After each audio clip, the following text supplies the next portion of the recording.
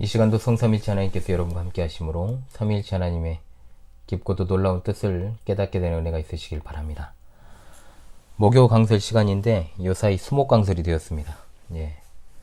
수요일에 특강이 없으면 지금처럼 수목해서 1, 2부로 진행을 하도록 하겠습니다. 계속해서 요한복음 6장을 상고하는 가운데 있습니다. 금주에는 요한복음 6장 41절로 59절의 말씀을 본문으로 해서 하늘에서 내려온 산떡이신 예수님이라는 제하의 강설을 하도록 하겠습니다. 먼저 하나님 말씀을 낭독하겠습니다. 자기가 하늘에서 내려온 떡이라 하심으로 유대인들이 예수에 대하여 수군거려 이르되 이는 요셉의 아들 예수가 아니냐. 그 부모를 우리가 아는데 자기가 지금 어찌하여 하늘에서 내려왔다 하느냐. 예수께서 대답하여 이르시되 너희는 서로 수군거리지 말라. 나를 보내신 아버지께서 이끌지 아니하시면 아무도 내게 올 수 없으니 오는 그를 내가 마지막 날에 다시 살리리라. 선지자의 글에 그들이 다 하나님의 가르치심을 받으리라 기록되었은즉 아버지께 듣고 배운 사람마다 내게로 오느니라. 이는 아버지를 본 자가 있다는 것이 아니니라. 오직 하나님에게서 온 자만 아버지를 보았느니라. 진실로 진실로 너에게 이르노니 믿는 자는 영생을 가졌나니 내가 곧 생명의 떡이니라. 너희 조상들은 광야에서 만나를 먹어서도 죽었거니와 이는 하늘에서 내려오는 떡이니 사람으로 하여금 먹고 죽지 아니하게 하는 것이니라. 나는 하늘에서 내려온 살아있는 떡이니 사람이 이 떡을 먹으면 영생하리라. 내가 줄 떡은 곧 세상의 생명을 위한 내 살이니라 하시니라. 그러므로 유대인들이 서로 다투어 이르되 이 사람이 어찌 능히 자기 살을 우리에게 주어 먹게 하겠느냐.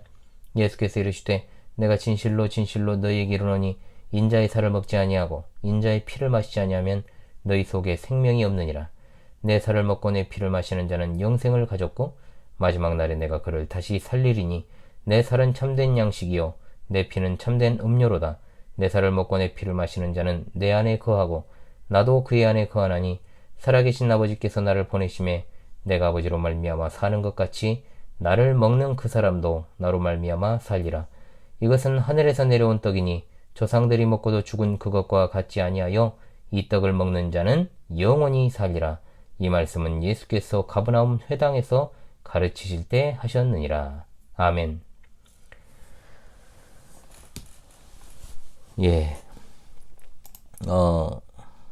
먼저 하나님 말씀을 낭독했습니다. 오늘 상고할 본문은 예수님께서 오병이어 기적을 설명하시는 두 번째 자기 계시에 관한 말씀입니다. 지난 시간 말미 35절로 40절까지가 예수님이 생명의 떡이신 것에 초점이 맞춰졌다면 사실 1절부터는 이제 여기에 하늘에서 내려온이라는 말이 덧붙여지고 생명 대신에 산 또는 살아있는 이라는 단어가 사용됩니다. 이러한 변화와 발전을 통해서 앞서 말씀하신 생명의 떡에 대해서 좀 더 자세하게 설명을 하십니다.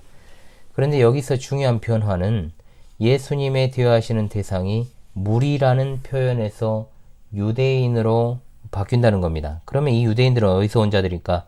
이 유대인들은 새로이 끼어든 사람들로 봐야 됩니다. 왜냐하면 오늘 본문 마지막 부분인 59절에 사도 요한이 설명하기를 이 말씀은 예수께서 가버나움 회당에서 가르칠 때 하셨느니라. 앞선 본문이 예수님과 갈릴리 사람들 사이에 오간 대화였다면 여기서는 회당에서 예수님과 유대인들 사이의 대화를 기술한 것입니다.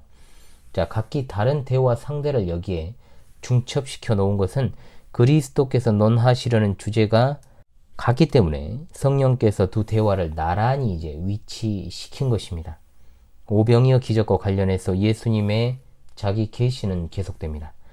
이 시간 깨닫지 못하는 무지몽매한 유대인들을 향한 예수 그리스도의 은혜로운 가르침을 통해서 하늘에서 내려온 살아있는 떡이신 예수님을 바로 배웠고 무지함을 떨쳐버리고 은혜의 성찬에 참여하는 성도 여러분 되시기를 바랍니다.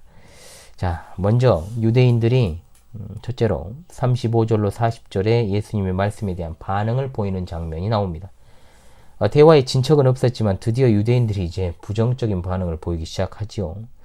자기가 하늘에서 내려온 떡이라 하심으로 유대인들이 예수에 대하여 수군거렸다.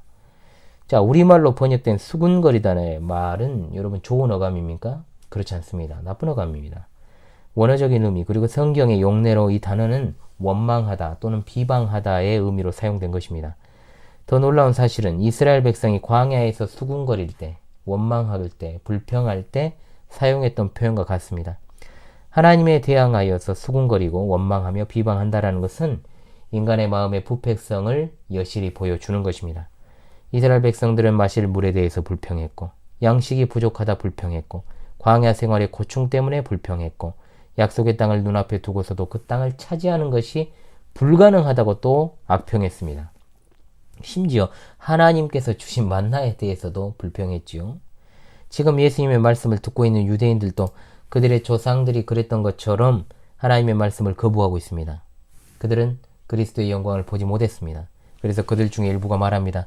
이르되 이는 요셉의 아들 예수가 아니냐? 그 부모를 우리가 아는데 자기가 지금 어찌하여 하늘에서 내려왔다 하느냐? 수군거립니다. 나사렛에 사는 요셉과 마리아의 가난한 집에서 우리가 자라는 것을 봤는데, 또 이 예수라는 사람이 목수의 작업대 위에서 목수일을 하는 걸 봤는데 자기가 하늘에서 내려왔다고 하니까 무시하는 겁니다. 우리 예수님께서 하늘 영광을 버리고 스스로 종의 신분을 취하신 그 사실을 부끄럽게 여기는 것은 그야말로 인간의 마음의 교만함 때문입니다. 비천하다 생각하는 그에게 의지하고픈 마음도 신세지고픈 마음도 없습니다.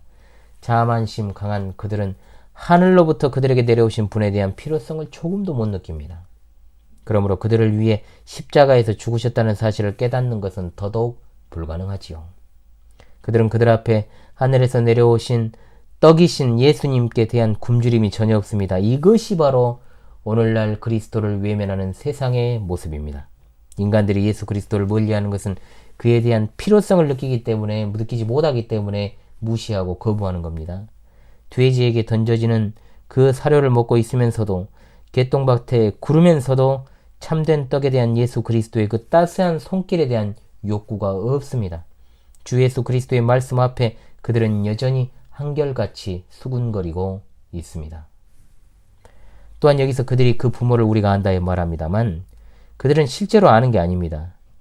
우리 주 예수님을 그저 요셉과 마리아 사이에서 태어난 육적 존재로만 인식했기 때문에 아버지께서 자신을 나타내 주시지 않으면 그들은 그의 아버지를 알지도 못하고 알 수도 없습니다. 지금도 마찬가지입니다. 사랑하는 시청자 여러분이시여, 예수 그리스도께서 하나님의 아들임을 그저 지식적으로 종교적인 교리로서 받아들이는 것과 그분이 참으로 그러한 분이시다라는 것을 나 스스로 아는 것은 별개의 일입니다. 육의 생각으로는 절대로 이 진리를 깨닫지 못합니다.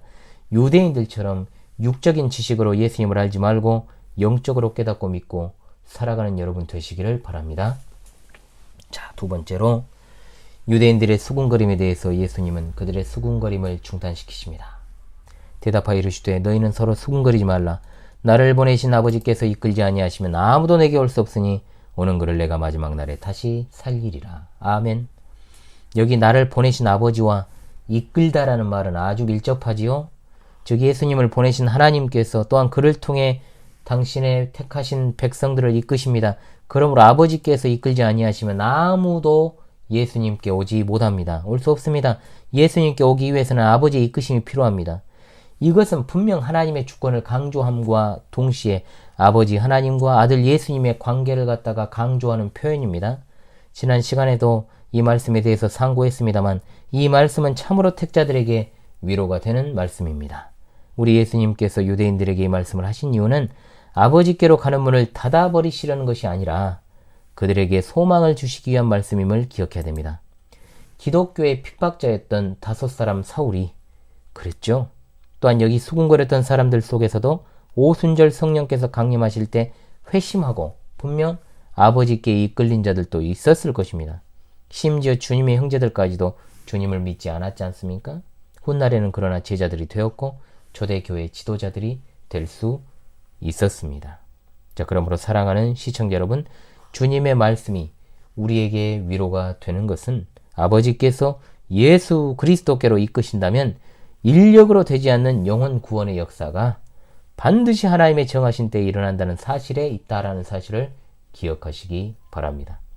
또한 우리는 중요한 사실을 발견합니다. 사람들이 복음을 거부하는 이유는 무엇인가? 바로 인간에게 있는 부패함 때문에 그렇습니다.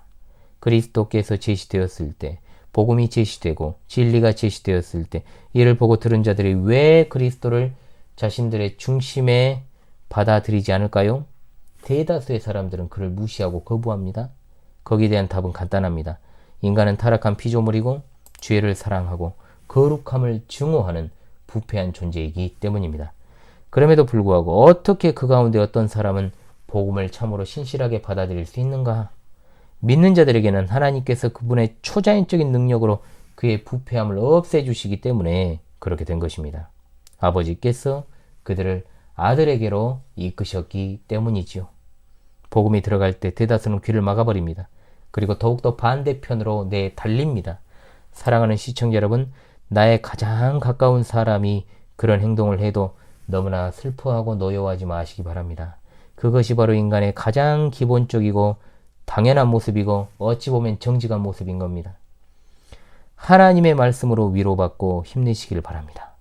인간의 힘으로는 인간의 본성을 절대로 고칠 수 없습니다. 아무리 좋은 말을 많이 하고 맛있는 밥을 사주고 정신과 치료하고 또 아무리 힐링 치료를 많이 받는다고 할지라도 인간의 의지는 전적으로 타락해서 하나님을 찾을 수 없기에 인간이 스스로의 의지로 이러한 본성의 부패를 해결할 수 있다라 말하는 것은 그가 곧 자신이 하나님이므로 스스로 구원을 선택하거나 거부할 수 있다라고 주장하는 것이요.